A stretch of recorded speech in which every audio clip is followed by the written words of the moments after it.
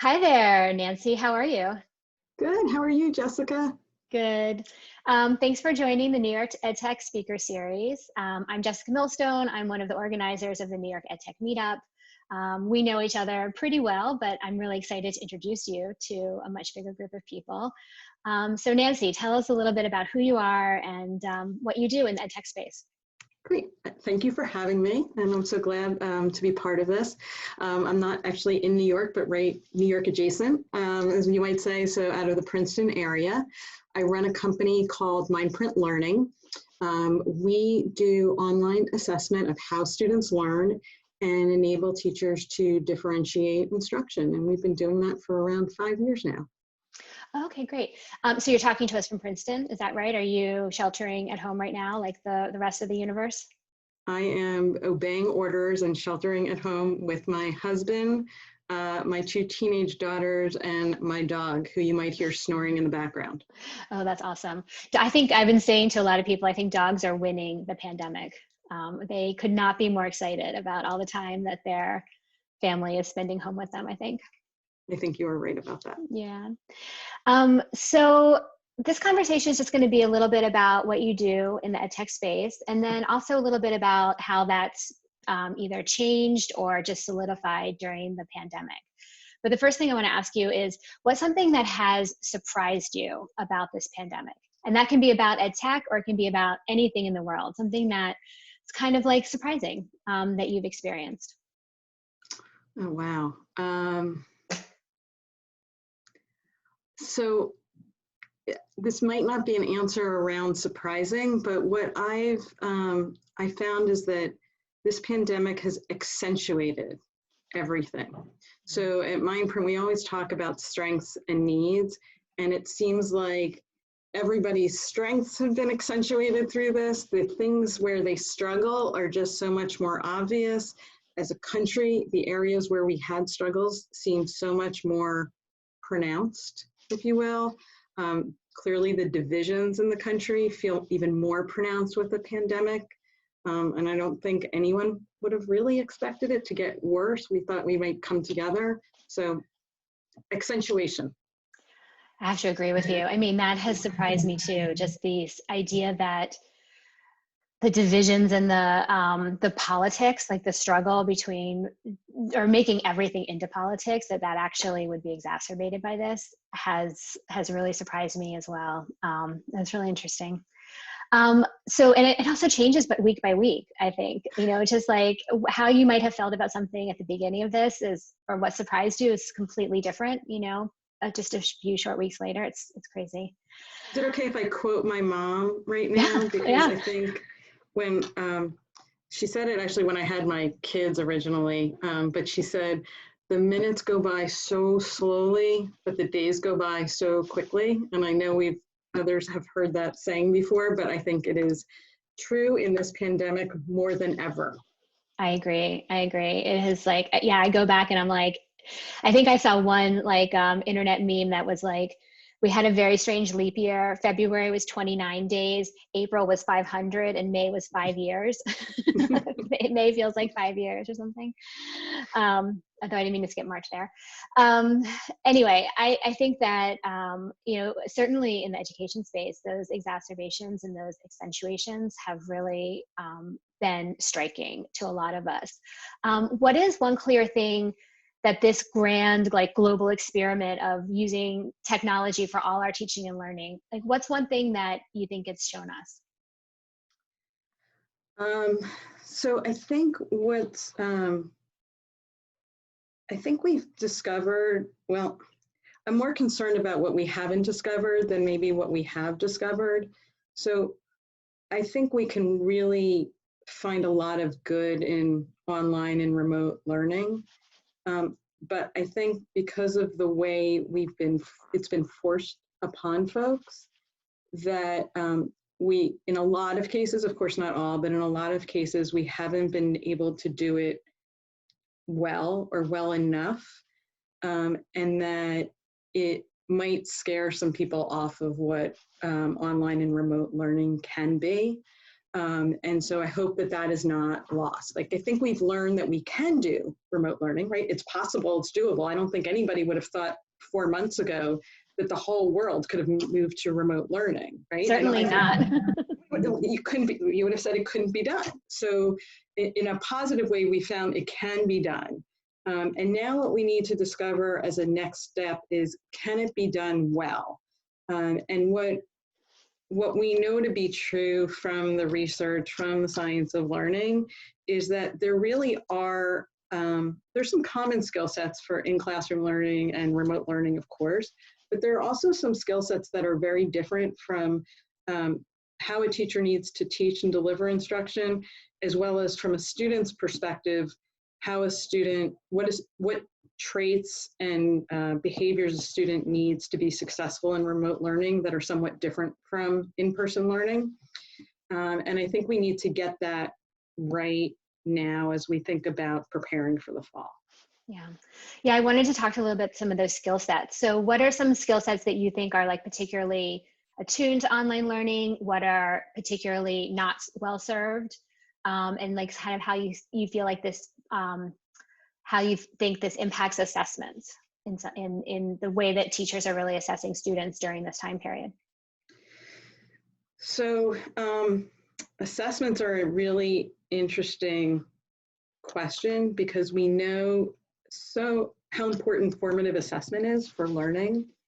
And what I've seen, both personally with my own children, as well as what I hear from the schools we work with, is that in the teacher's effort to make this comfortable for students in the short term, they've really backed away from a lot of assessments.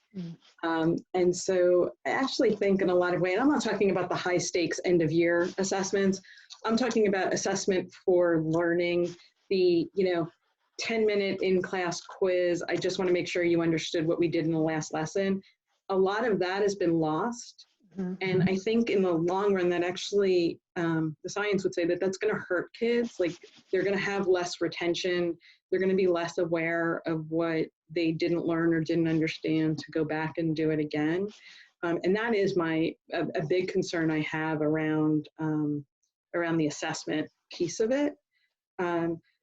That said, I think, we're an online assessment company. We were built to be an online assessment company. And from our perspective, the pandemic has actually highlighted the need for rigorous, accurate online assessment to get data on students. And so that's been helpful for us. In the past, folks have always talked about it and wanted to do it. And this has sort of brought them to this isn't just something that I want to do, this is something that I need to do. Absolutely. I mean, I think one of the, I know that your tool is actually a remote assessment. I mean, it was always designed that way and implemented that way. And so just like the opportunity to do that kind of remote assessment, and that could show a teacher the in-between moments of learning and pivot instruction to really help, that is so valuable. The other thing I wanted to ask you about was, what are you hearing about? You mentioned your own kids, and I'm curious what you're hearing about from your other customers about how it's going, like how it's going doing remote learning. And if you think this is something that they might continue with, even after we hopefully go back into the classroom, either in phases or, it's beginning to become clear to me it's probably not going to happen, la-di-da all at once in the fall. But what are you hearing from your customers about ongoing remote learning? I think everyone's exhausted. Mm-hmm. And I think, in all fairness, a lot of it had to do with how it all happened. It hit everyone overnight. So I kind of laugh, like when my kids' school went to a block schedule, they took 2 years to plan for that. Right. And then they took 2 weeks to plan for remote learning. And I'm going to argue that it's a bigger jump to go to remote learning than it is to go to a block schedule. Both hard to do well, but objectively, it's much harder. Yeah. Objectively, that was a lot of work. And I think folks are exhausted. I do think, and one thing we like to do, so we do these weekly webinars for for all educators, talking about the similarities and differences for remote learning, both from a teaching perspective as well as a student learning perspective. And I think that we always try and start with, we know this is hard. We know that you're exhausted. We know that the parent's perspective is the school's not doing enough in a lot of cases, and the student and the teacher's perspective in many cases is, I'm working harder than I've ever worked in my life. And so that kind of saddens me, because when there isn't that mutual level of respect and appreciation, things just tend to not go as well as they can. So I'll put that out there to both parents and teachers, that it's, nobody's wrong. It's hard on everyone, and hopefully there will be more of an appreciation for the other side and what they're thinking and feeling. But we always like to talk about what is better in remote learning. And so I think what educators are starting to see, or I hope they're starting to see, that there are some things that are actually much better in remote learning. So when you think about, say, the student who is capable but works a lot more slowly, right? And they are constantly feeling like under pressure to finish, whether it's peer pressure or the bell rings and it's time to go. So you have to hand in your paper, not because the teacher's pushing you, but there are time constraints in a traditional school setting. We think that a lot of those students are feeling so completely liberated now, liberated to learn, not to have the peer pressure, to take the time that they need to enjoy and learn at their own pace. And I think that's amazing. Like, I think we might have some students who, for the first time, discovered that they love learning. And so I think that's phenomenal. Similarly, students who have weaker attention, that can't sit still for 20 minutes, let alone a 90-minute block period. Right. And now all of a sudden it's okay after 15 or 20 minutes to get up and take a break. But we still need to make sure the parents know that it's okay for them to take a break, and teachers know that it's okay to take a break. So that part hasn't changed. Right. But to the extent they're able to do that, and it's not about behavior, it's about, this is who I am as a person, and I need to get up and walk around every 20 minutes to clear my head, and I can do that now. And I think those students are loving learning. And then there are, kids who are, so capable, and, a regular classroom just moves a little too slowly for them, or at times moves too slowly, and the opportunity to take that time and use it for more productive work, like work at your own pace. I think those things are hugely beneficial for some students. And I think we might discover some gifts among our students when they come back to school that we never realized that they had, because they've had time to develop them. And then hopefully with that comes the self-confidence and the self-efficacy skills that they can really become stronger students, whether it's remote or in the classroom. Right.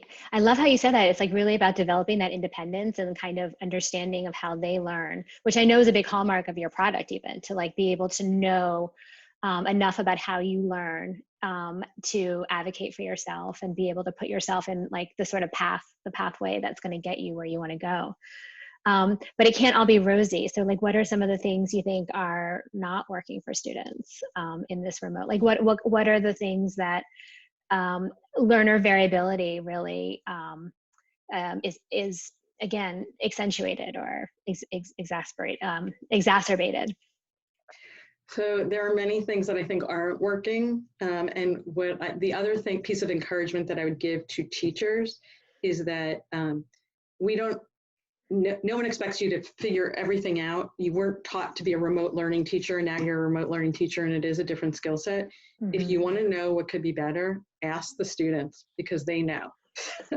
So for example, I was talking to somebody and they were telling me how the teacher in an effort to develop community, which is so important, right? To take students from a world where they're with their friends every day, and now mm-hmm.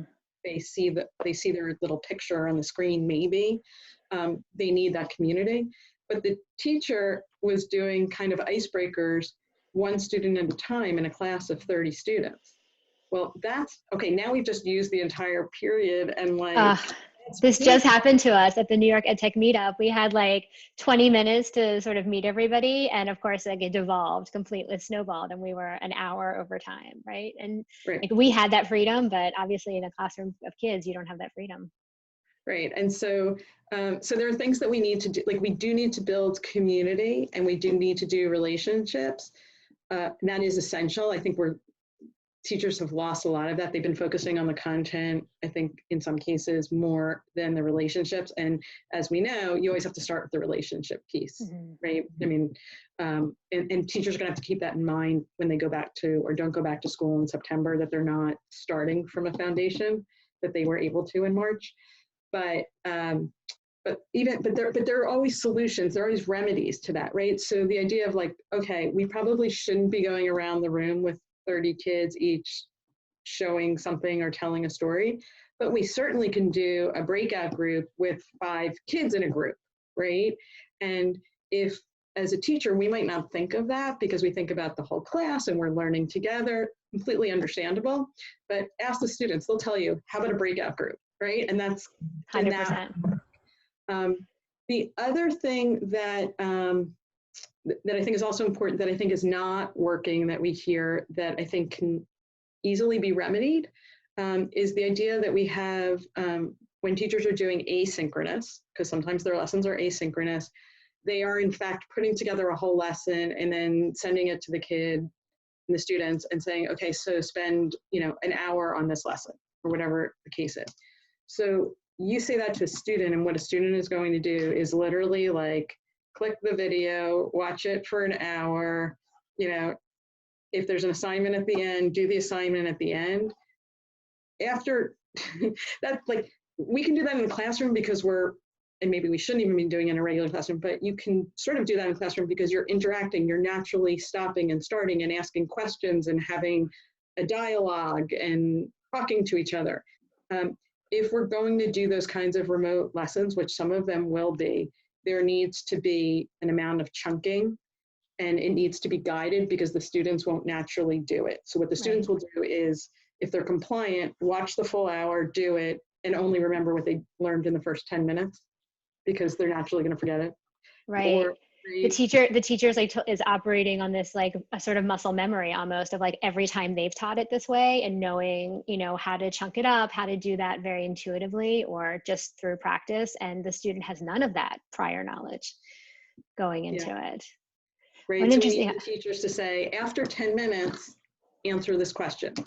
Right. And it can be little simple things, but they need to remember that students aren't going to naturally do that. And so we wouldn't, if I need to watch a video for work, I don't watch a full 1 hour video. I maybe watch 15 minutes and get up and get a drink, right? We need to give kids permission to do that and do that in a productive way. Right.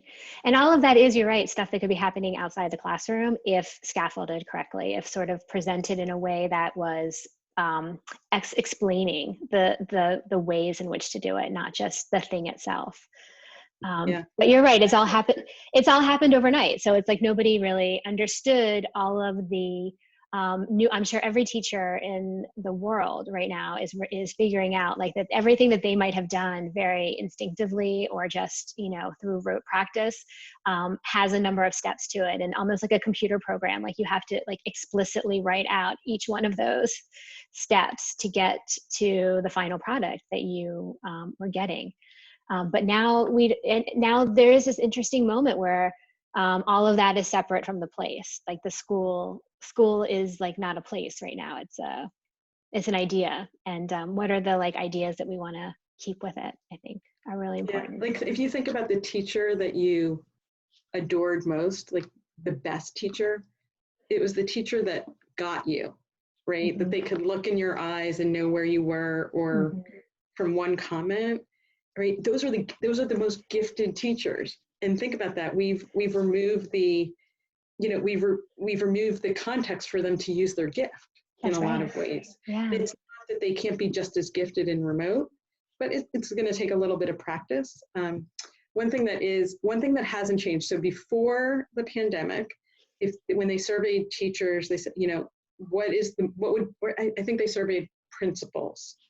So I want to get that right, but they surveyed principals and said, what would be the number one most important thing that you need for your school? And it was good professional development. Mm-hmm. And so I would just say we needed it when we were doing in classroom, and we need it now more than ever, right? Absolutely, absolutely. Yeah, giving teachers and all educators, like even in parents too, at this point now, parents are, we've always called them like your first, your child's first teacher, but like, in fact, they are their actual teacher right now as well. Giving them the tools to do this kind of work, I think is really critical. So I heard I was listening to a webinar, and they had the superintendent of Miami Public Schools on. I don't know if you saw this, and they, in fact, are doing parent training and parent coaching, which I thought was phenomenal. Kudos to them. Absolutely. For it. I think it's phenomenal. Yeah, I mean, certainly in the ed tech space, parents have been this kind of very cordoned off niche audience for ed tech products, maybe the most forgotten stakeholder in the whole, ecosystem or trajectory of a product that would come out. And one of my other New York ed tech members, actually, Sean Oakes, and I did a little webinar that we talked about all the stakeholders in ed tech product, and it really became mostly about parents because they kind of are this new important stakeholder and new important audience for ed tech products in a way that they weren't before. And I personally have the hope that that's one of the opportunities that will be capitalized on after the pandemic, during, and then also after we're immersed in all this remote learning, that will really be something that people look at, just myself as a parent, to be more involved in that sense. I'm looking forward to listening to your webinar now. Oh yeah, we actually did it already. I'll post we post these speaker series on YouTube, the videos, and I'll put a little link to the webinar that we did, Sean and I did, but I'd also love to put a link to the webinars that you are doing for Mindprint Learning. So make sure that you get that to me, and I'll add that so that people can come and see more about, the actual product and what you're doing. And I'm getting to talk to you about the ideas behind it, or the ideas that encircle it. But I think people would also really like to see what you're actually making as well.